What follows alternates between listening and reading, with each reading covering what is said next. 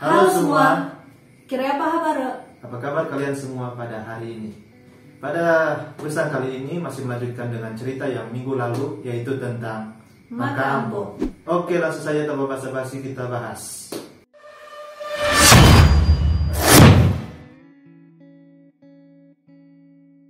Beberapa saat kemudian, barulah Sawai Malaga mengerti apa yang dimaksudkan oleh Maka Ampo, yaitu orang bernama Leo yang tinggal di ujung pantai.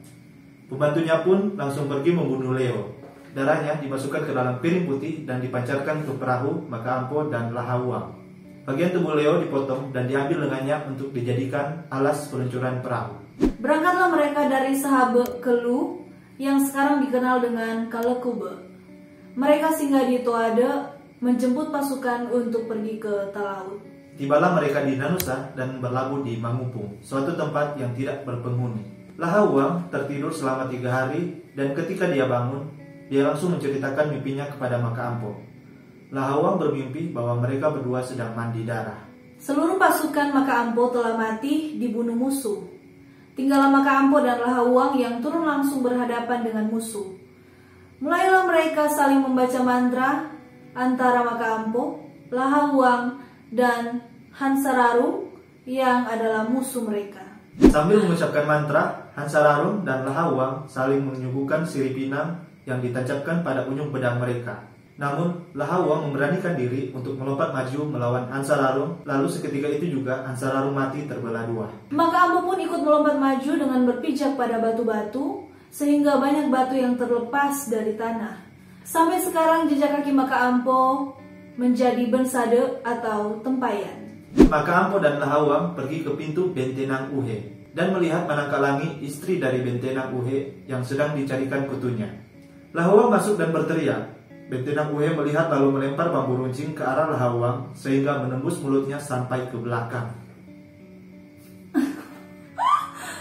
Maka Ampo berkata kepada Lahawang, "Berhati-hatilah kawan." Jawab Lahawang, "Diamlah, ini hanyalah rokok yang diberikan oleh seorang gadis." "Rokok, guys!" Lalu Lahawang mengunyah bambu itu hingga terbelah 2. Bambu itu pun dibawa ke tabukan, ditanam dan bertunas, bahkan sampai sekarang pun bambu itu masih ada.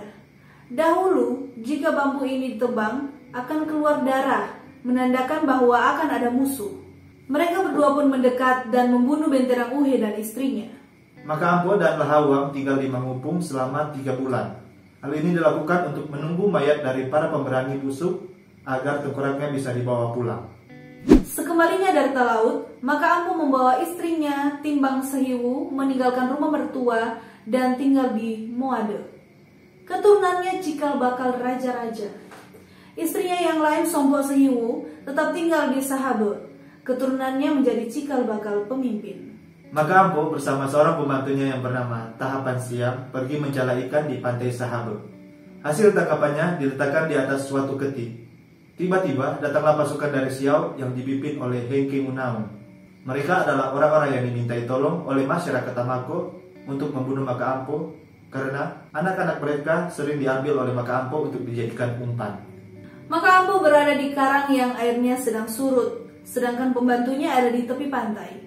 Pedangnya juga dititipkan pada pembantunya. Musuh semakin dekat, Maka Ampo melihat pedangnya berada jauh di tepi pantai. Maka ia mengangkat seekor ikan gare, diayun-ayunkan ke arah Hengke Munaung dan pasukannya. Musuh melihatnya seperti sebilah pedang, sehingga mereka pun mengundurkan diri. Sampai sekarang ada sastra dari masyarakat Sangihe yang isinya tentang pujian kepada Maka Ampo.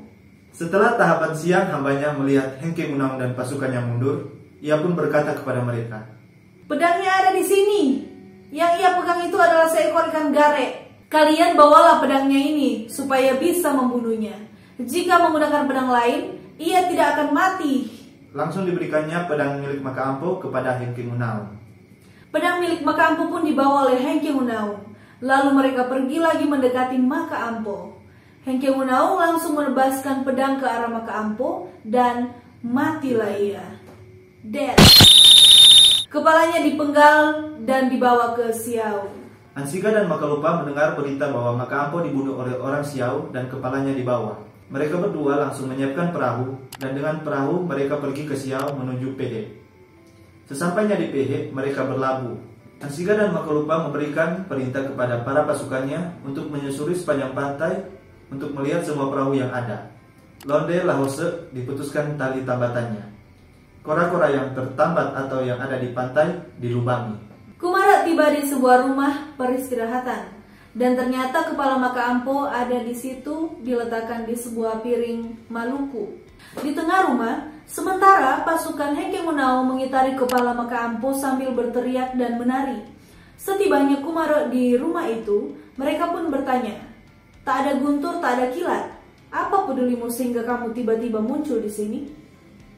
Kumara pun menjawab, "Aku adalah seorang hamba dari Ulu, pesuruh dari Indala." Kemudian ia membacakan mantra. Selesai kalimatnya diucapkan, mereka pun terdiam dan tertidur. Lalu Kumara mengambil kepala Maka Ampo dan dibawanya ke perahu Ansiga dan Makalupa.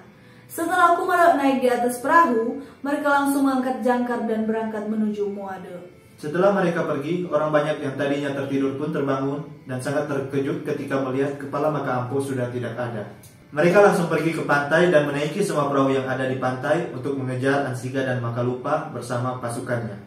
Di tengah laut, perahu mereka tenggelam dan mereka mati. Makalupa dan rombongan tiba di Moade. Sesampainya di Moade, kepala Maka Ampo dikuburkan di Toade Sura. Sampai saat ini, tempat dikuburkannya kepala Maka Ampo disembah oleh orang-orang kafir selama bertahun-tahun.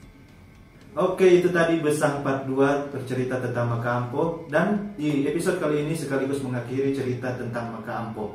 Dan sebagai informasi, cerita Maka Ampo ini diambil dari buku Bekem Maka Ampo, Het Verhaal van Maka Ampo oleh Walter E. Ebersol dan diterjemahkan oleh Matty Meike Baule SPD. Sekian video pesan kita kali ini.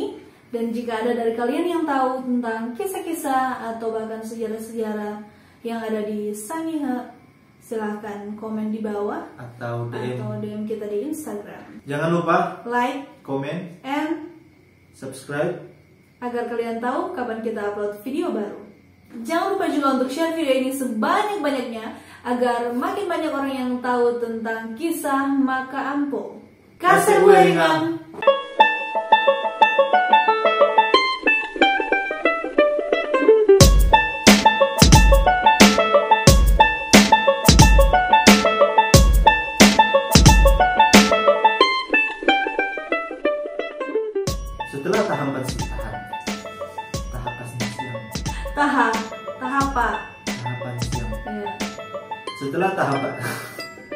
Setelah tahapan siang. Ya.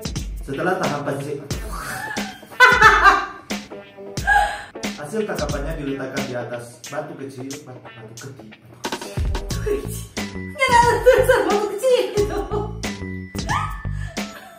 Mereka langsung pergi ke pantai dan menaiki semua perahu yang ada di pantai untuk mengejar